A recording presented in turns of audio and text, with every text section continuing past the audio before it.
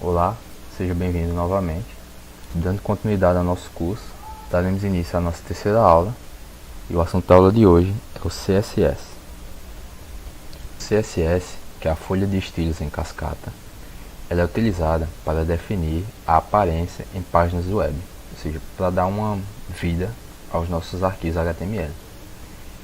Então, ela torna bastante prático a definição e a alteração da forma de exibição dos elementos HTML, pois ela permite com que um único arquivo CSS possa alterar vários arquivos HTML do seu site. O CSS ele pode ser definido tanto de forma interna dentro de um arquivo HTML como em um arquivo CSS externamente. Essa é a sintaxe de um documento de CSS, que é o elemento HTML, ou seja, o nome da tag que você quer alterar, sem os sinais de menor e maior, e as definições dos atributos e valores, que você vai colocar esses atributos e os valores dentro de chaves. Ou seja, recapitulando, nome da tag HTML, entre chaves, a propriedade e o valor a ser alterado dessa propriedade. Existem três maneiras diferentes de utilizar o CSS junto com o HTML. Uma delas é utilizar o CSS na mesma linha, que é conhecido como inline. Esse método ele consiste em utilizar o código CSS dentro de uma tag HTML através do atributo style, que foi da maneira que nós vimos na aula anterior. Você pode realizar várias formatações para um único elemento HTML. Aqui está um exemplo, como vocês podem ver, daquela mesma maneira que utilizamos na aula anterior, utilizando o atributo style dentro de uma tag HTML. Outra maneira de utilizar o CSS é utilizando o mesmo dentro de um documento HTML, que é o método conhecido como internal. Para isso, ao invés de utilizarmos o atributo style dentro de uma tag HTML, nós criamos uma tag chamada de style dentro do escopo do head. E dentro dessa tag style, nós vamos especificar todo o código CSS. A terceira maneira de se utilizar o CSS é utilizando o mesmo em um documento externo, .css. Esse método é conhecido como externo. Para isso, dentro do documento CSS, deve estar especificado o nome da tag a ser alterada e entre chaves, quais são os atributos a serem alterados. Aqui do lado direito temos um exemplo de um arquivo CSS, só que para que o documento HTML possa usar essas definições do documento CSS, é necessário criar uma referência, que é uma espécie de link, entre o documento HTML e o documento CSS. Vamos ver isso agora na prática. Eu criei aqui um documento CSS com o código que tinha aqui no slide. E para criar referência, então eu uso a tag link, esse rel, que é para especificar que o documento é uma folha de estilos, e no href eu vou colocar o nome do arquivo CSS que eu criei. Lembrando que esse arquivo .css deve estar na mesma pasta que o documento teste.html.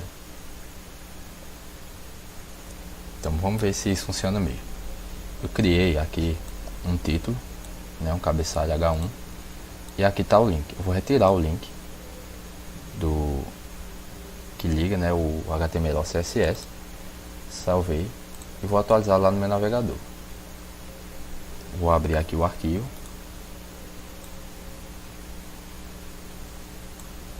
Então tá aqui, esse é o título da página. Normal, na fonte, na cor preta, como é formatado qualquer texto dentro de um cabeçalho, de uma tag de cabeçalho. Agora eu vou colocar aqui dentro do head o link de referência para o arquivo CSS, vou salvar e agora eu vou atualizar. Então ele aumentou o tamanho da fonte e deixou a fonte na cor azul. Isso mostra que o nosso link funcionou de forma correta.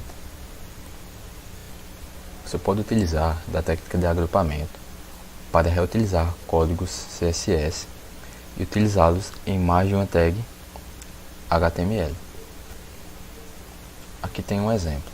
Eu tenho duas tags HTML, H1 e AP, que é de parágrafo, e elas têm atributos em comum, cor vermelha e a fonte itálica. Então, ao invés de eu ficar repetindo esse código CSS para as duas tags, eu posso agrupar elas, já que elas têm características em comum. Então, para isso, é só eu separar por vírgula essas duas tags, H1, P, e dentro de chaves colocar os atributos referentes a essas duas tags. Então veja, ao invés de eu ter que digitar todo esse código, eu digito apenas esse, que faz a mesma coisa. Vamos ver agora sobre o atributo ID ou ID. O ID ele é um atributo que serve para identificar unicamente uma tag HTML. Então, como isso funciona? Dentro de um arquivo HTML, dentro de uma tag, você vai colocar o ID dentro da tag, ID igual e entre aspas o nome desse identificador. Nesse caso aqui, ele identificou esse parágrafo como EX. Então, lá no arquivo CSS, ao invés de colocar apenas o nome da tag P, você coloca o sinal de jogo da velha, o hashtag, e logo após dele o nome do ID que você especificou. Então veja, aqui no HTML ele tem dois parágrafos, só que ele quer que um parágrafo seja na cor preta, normal, e o outro na cor vermelha. Então, para que não seja realizada a mudança para a cor vermelha nos dois parágrafos, ele identificou esse parágrafo com EX para dizer que apenas esse parágrafo vai ser mudado para a cor vermelha e não todos os parágrafos. Então, para isso que serve esse atributo ID, para identificar unicamente um elemento e diferenciá-lo dos outros que são comuns a ele. O atributo class ele funciona de forma semelhante do atributo ID. A principal diferença é que o atributo ID ele é utilizado apenas por um elemento dentro do documento HTML. Já o class ele permite ser utilizado por vários elementos, pois o objetivo dele é exatamente o de agrupar vários elementos do HTML, várias tags que têm características em comum. Aqui no nosso exemplo, vejamos que no arquivo HTML nós temos uma tag de título, né, de cabeçalho H1, e uma tag P de parágrafo. Esses dois elementos eles devem estar centralizados e na cor vermelha. Então, ao invés de ter que criar lá no arquivo CSS duas especificações separadas para centralizar esses dois elementos e deixá-los na cor vermelha, é mais fácil agrupá-los através do atributo class, e no arquivo CSS você chama essa classe e cria os atributos dentro dessa classe para que todos os elementos que pertençam à mesma vão sofrer essas alterações. Então, como é que eu faço isso? No arquivo CSS eu coloco ponto e logo após o nome da classe. Nesse caso, a classe se chamava meio. Então, dentro das chaves eu vou colocar os atributos que eu quero que todos os elementos pertencentes à classe meio recebam. Então, no caso aqui, ó, todos os elementos que sejam da classe meio, eles vão ser centralizados e na cor vermelha. Então, isso acaba ajudando na reutilização de código e diminuir também o tamanho de texto no seu arquivo CSS. Então, pessoal, chegamos ao final da nossa aula, né, e do nosso curso. Espero que vocês tenham aprendido um pouco sobre HTML e CSS, né, os conhecimentos básicos sobre o desenvolvimento de sites para o web. E é isso.